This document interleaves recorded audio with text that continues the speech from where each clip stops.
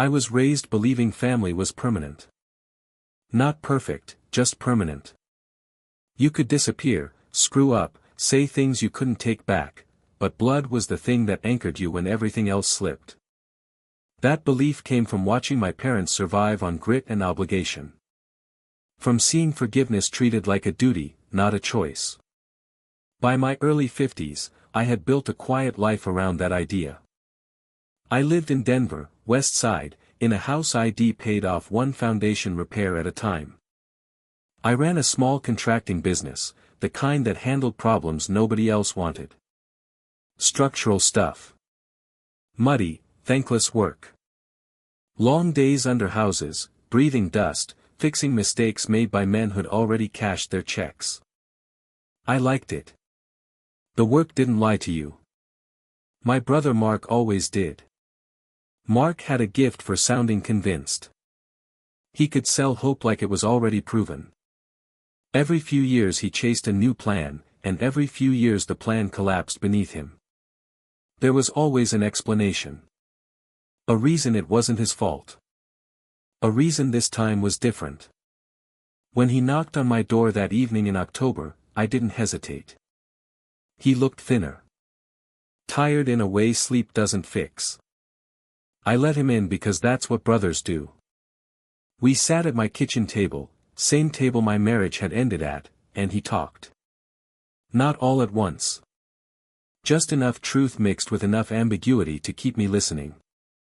Bad partners. Bad timing. Bad economy. Eventually he got to the point. He needed money. Not a small amount. Not a favor you forget about. The kind of number that makes your chest tighten when you hear it, even if you don't show it. I didn't answer right away. I stared at a crack in the table I'd meant to fix for years. Told him I needed time. He leaned back, smiled, not grateful, not nervous. Confident. I mean, he said lightly, I'm your brother. That was the lever. He knew it. I sent the money 2 days later. Not because I believed in the plan. Not because it made financial sense. But because I believed that blood still meant something, that there were lines you didn't cross with people who shared your past. At first, he stayed close. Texts. Calls. Updates that sounded promising if you didn't look too hard. I didn't ask questions. Pride matters when someone's down. I figured he'd come around when things stabilized.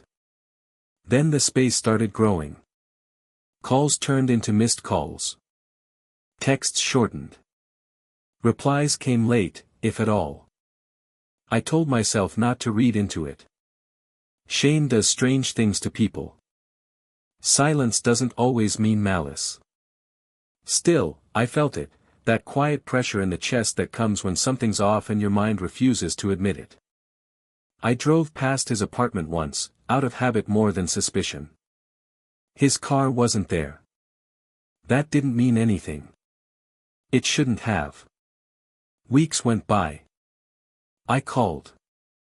Voicemail. Called again. Nothing. Sent a message. Just checking in. Let me know you're alright. No answer. One evening, after crawling out from under a house with concrete dust in my hair and my knees screaming, I sat in my truck and stared at my phone longer than I'd admit. That's when I noticed his profile photo was gone. I tapped again. Blocked. No warning. No explanation. No attempt to pretend this was temporary. Just erased. The money hurt, but that pain was clean. I'd known the risk. I'd accepted it the moment I sent it. What came after was worse. Because blocking someone isn't about money. It's about deciding they're no longer worth facing. Sitting there with the engine cooling and the sky darkening, the truth finally settled in, slow and unmistakable. I hadn't just lost the money. I'd learned exactly what I was worth to him. Less than the amount he owed. Less than the discomfort of honesty. Less than a conversation. That night, I didn't sleep. I replayed memories instead. Fishing trips. Shared rooms. The way he used to stand behind me when our father's temper flared. I wondered when the balance shifted. Or if it ever existed at all. By morning, something inside me had gone still. Not angry. Not bitter. Just clear. Blood doesn't guarantee loyalty. It only makes betrayal quieter. I poured my coffee, watched the sun hit the front steps of the house I'd built with my own hands, and understood something that took me 50 years to learn. I hadn't lost a brother.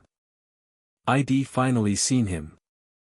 The first thing I noticed was how much energy I'd been wasting. Not just on Mark, on the idea of him. On keeping a chair pulled out at a table he'd already left.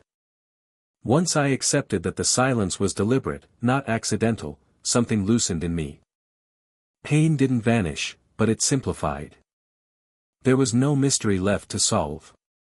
Silence, I learned, is an answer. Still, habits die slow. For weeks, I caught myself thinking I should tell Mark about this, a job I landed, a mutual friend I ran into, some dumb story from the hardware store. Each time, the thought ended the same way. Nowhere. I didn't chase him. I'm proud of that. But I didn't pretend it didn't hurt either. What surprised me was how grief worked its way in sideways. I wasn't mourning the man he was, I was mourning the man I thought he could still be. The version of my brother who would call back eventually. Who'd feel bad. Who'd make it right, or at least try. That version had cost me more than money. A month after the block, I ran into our cousin Tom at a diner off Colfax. He slid into the booth across from me like nothing had changed, talking too loud, smelling like bacon grease and old cologne. "Hey," he said, squinting. "You heard from Mark lately?" I took a sip of my coffee. "Let it sit." "No," I said. "And I want." Tom raised an eyebrow. "That bad, huh?" I didn't give details. I never do. But I saw it in his face, recognition. Mark hadn't burned just one bridge. "Yeah," Tom said finally. "That tracks." That was the moment something settled for good. When you realize a pattern existed long before you stepped into it, you stop taking it personally. Betrayal stops feeling like a verdict on your worth and starts looking like a habit someone else never broke. Life kept moving. Work got heavier. Winter came early that year, and emergency calls piled up, cracked foundations, burst pipes, jobs nobody wanted in the cold. I welcomed it. Physical exhaustion is honest. It doesn't ask you how you feel. One night, after a 14-hour day, I sat alone in my living room with the lights off, boots still on, hands aching. I thought about the money again, not the amount, but what it represented. Years of saying no to comfort. Of choosing stability over risk. Of believing that doing things the hard way meant you'd earn something solid. I realized then that the loss hadn't ruined me. What nearly ruined me was how close I'd come to believing it was my fault. That if I'd asked better questions, loaned less, trusted differently, the outcome would have changed. That's a seductive lie. It gives you control in exchange for self-blame. The truth was I didn't misjudge the situation. I overestimated the relationship. Around Christmas, my phone buzzed with an unfamiliar number. I didn't answer. A voicemail followed. It was Mark. His voice sounded thinner. Controlled. Like someone reading from a script he didn't fully believe. "Hey, it's me. I heard you've been trying to reach me. Things got complicated. I'll explain. Call me back." I listened to it twice. Then I deleted it. Not out of anger. Out of clarity. If someone needs weeks of silence to figure out how to speak to you, what they're really figuring out is how to protect themselves. I wasn't interested in being managed anymore. That decision didn't feel good. It felt necessary. There's a difference. A few days later, I boxed up old photos. Childhood stuff. Holidays. Polaroids from a time when our parents were still alive and we were still standing shoulder to shoulder. I didn't throw them away. I just put them where they belonged, in the past. I stopped introducing myself as the older brother. Stopped defending him in conversations. Stopped filling in his blanks. The strangest part was how much lighter I felt. Not happy, lighter. Like I'd been carrying a weight so long I forgot it was optional. One evening, after locking up the truck, my neighbor Sam caught me by the driveway. Older guy. Widower. We'd exchanged nods for years but never much more. "You all right?" he asked. "You've been quiet lately." I thought about lying. Then didn't. "Yeah," I said. "Just adjusting." To what? I considered the question. Then answered honestly. To fewer people. He nodded like that made perfect sense. "You'll sleep better," he said. He was right. That winter taught me something I wish I'd learned earlier. Loyalty isn't proven by who needs you when they're down, it's proven by who still sees you when they're back up. And Mark had already looked away. By the time spring came, I wasn't angry anymore. I wasn't waiting either. I'd made peace with a reality that didn't include a brother, not out of bitterness, but out of respect for myself. Some people don't leave loudly. They leave by deciding you're no longer worth the effort. And when that happens, the most powerful thing you can do is believe them. I didn't announce anything. Didn't call family meetings or make declarations. I just stopped correcting people. When someone asked how Mark was doing, I said, "I don't know," and let the sentence end there. No excuses. No softening. No, he's just going through something. That used to feel disloyal. Now it felt honest. At first, people filled the silence for me. "You know how he is. He'll come around. Family always does." I nodded. Let them keep their beliefs. I'd had mine long enough to know how fragile they were. What surprised me was how many quiet adjustments followed. Small things. Practical things. I updated paperwork I'd ignored for years. Emergency contacts. Beneficiaries. The kind of documents you don't think about until someone proves they don't belong there anymore. I didn't do it out of spite. I did it because pretending otherwise felt irresponsible. One afternoon, standing in line at the bank, I caught myself almost listing my brother as a reference, pure habit. My pen hovered. Then I scratched it out and wrote my own name twice instead. That moment stayed with me. Not because it was dramatic, but because it was clean. Work kept me grounded. There's something about fixing what's cracked that keeps your head straight. Concrete doesn't care about your family history. Foundations don't lie. If something's unstable, it shows. If it fails, you fix it, or it collapses. People started talking to me more, strangely enough. Clients lingered. Neighbors stopped by. Conversations went deeper than weather and schedules. I realized I'd been quieter before, preoccupied, distracted, always holding space for someone who wasn't there. Without Mark in the background, there was room. One night, I ran into an old friend, Dave, at a bar near Federal. We hadn't talked in years. Had heard about the loan somehow, news travels faster than truth. "You okay?" he asked, direct as always. I thought about it. "Yeah," I said. "Just recalibrating." He studied me, then nodded. "That's a hell of a word." I earned it. He didn't ask more. Real friends know when not to. The hardest part came later, not in confrontation, but in memory. Certain dates still hit. Our father's birthday. The anniversary of our mother's death. Moments that used to mean automatic contact. Each time, I felt the absence. And each time, I chose not to fill it. That choice didn't harden me. It clarified me. I stopped confusing endurance with loyalty. Stopped believing that staying reachable was the same thing as being respected. Somewhere along the way, I learned that access is a privilege, not a right, and it doesn't come free just because you share a last name.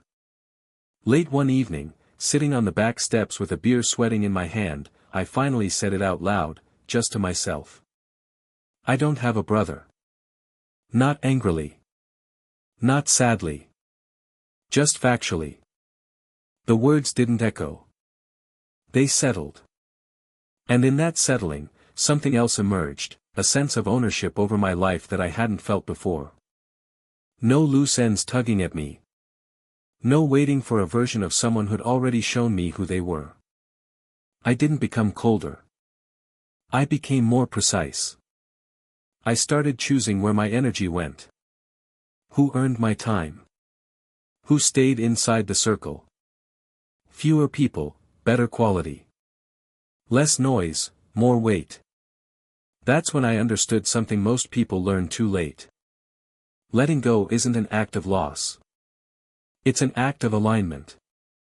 By the time summer rolled in, I wasn't looking back anymore. Not because it didn't matter, but because it finally had its proper place. Behind me. The chair stayed empty longer than I expected. Not literally, just in my head. There was still a place where my brother used to sit during holidays, during long conversations that never really went anywhere. Even after I'd accepted the truth, my mind kept setting the table for him out of habit. That took time to unlearn. The first real test came in late summer, when our aunt passed away. Family has a way of resurfacing at funerals, dragging old roles back into the room like coats you outgrew but never threw away. I stood near the back of the chapel, hands folded, listening to murmured condolences. Someone eventually asked the question I knew was coming. Is Mark coming? I didn't brace myself. I didn't soften it. No, I said. Just that. There was an awkward pause, the kind people rush to fill. I didn't help them. Let them sit with it. Let the truth stand on its own without explanation. After the service, a distant relative pulled me aside. Whispered like she was sharing a secret. You know he's still your brother. I looked at her, really looked. A woman who'd seen us twice a year at most, who knew our names but not our history. Not in the ways that count, I said. She nodded slowly, unsure what she'd stepped into, then drifted away. I didn't feel guilty. That surprised me. What I felt was protective, of my time, my energy, my peace. Like a man who's finally learned where the fence belongs. Back home, I noticed changes in myself that had nothing to do with him anymore. I slept deeper. Ate better. Took weekends off without apologizing to anyone. I stopped measuring my success by whether someone else approved of it. That was new. For years, part of me had been trying to prove something, not just to Mark, but through him. Like if I could just be stable enough, generous enough, forgiving enough, it would pull him back into line. Fix the imbalance. That belief died quietly. And when it did, so did the need to rescue anyone who didn't want saving. One evening, I was cleaning out the garage when I found an old box labeled in my mother's handwriting. Inside were childhood things, school photos, report cards, a dented metal toy truck Mark used to drag everywhere. I sat on the concrete floor for a long time with that truck in my hands. That was the hardest moment. Not anger. Not sadness. Acceptance. The understanding that the boy who once followed me everywhere didn't survive adulthood intact. Somewhere along the way, he chose shortcuts over character, avoidance over accountability. And no amount of shared memory reminded him who he was supposed to be. I put the truck back in the box. Not because it didn't matter, but because it belonged to a time that no longer existed. As fall rolled in, I found myself building something new, not externally, but internally. Boundaries stopped feeling like walls and started feeling like structure. Like beams holding something upright instead of shutting something out. People responded to that. Not everyone liked it. A few drifted off when they realized access to me came with expectations now. But the ones who stayed, they showed up. They listened. They reciprocated. That's when it hit me. I hadn't lost family. I'd filtered it. And the quiet that followed wasn't loneliness anymore. It was space. By the time winter came back around, I wasn't counting days anymore. Not since I'd heard from him. Not since I'd last thought maybe he'll call. The season changed, work slowed, and my life settled into a rhythm that didn't depend on absence or hope. I built mornings that were mine. Coffee before sunrise. A quiet house. No phone buzzing with expectation. I learned how much peace you can buy when you stop spending yourself on people who don't invest back. Every once in a while, someone would try to reopen the door for him. A mutual acquaintance. A distant relative. Always with the same tone, cautious, hopeful, naive. He's had a rough time. He talks about you. He says he misses you. I'd nod. I wasn't angry at those people. They meant well. But what they didn't understand was that missing someone isn't the same as respecting them. Regret doesn't undo damage. And time doesn't heal what accountability refuses to touch. I never asked for my money back. That part surprises people when I tell them. But the truth is, the money stopped mattering the moment I understood the trade I'd been offered. I paid for certainty. For clarity. For the knowledge that my loyalty had limits, and that crossing them had consequences. It was expensive. It was worth it. One cold evening, I stood in my garage finishing a job on my own house, fixing a crack that had been creeping up the wall for years. As I packed away my tools, it hit me how fitting that was. You don't ignore structural damage. You don't hope it gets better on its own. You address it, or the whole thing fails. Relationships aren't different. They don't collapse from one moment. They fail from long neglect, repeated choices, and the refusal to carry weight when it matters. I locked the door, turned off the lights, and stood for a moment in the quiet. Not the heavy quiet from before. The earned kind. I thought about my parents. About how they'd probably hate how things turned out, but understand why I chose myself. I thought about the boy my brother used to be, and the man he decided to become. And then I let both go. I don't tell people I don't have a brother anymore. I say, I'm at peace. That usually ends the conversation. Because peace doesn't need defending. It doesn't argue. It doesn't explain. It just stands there, solid, unmovable, earned the hard way. And if there's one thing life finally taught me, it's this. Family isn't defined by blood, it's defined by who would never make you choose between your dignity and their comfort.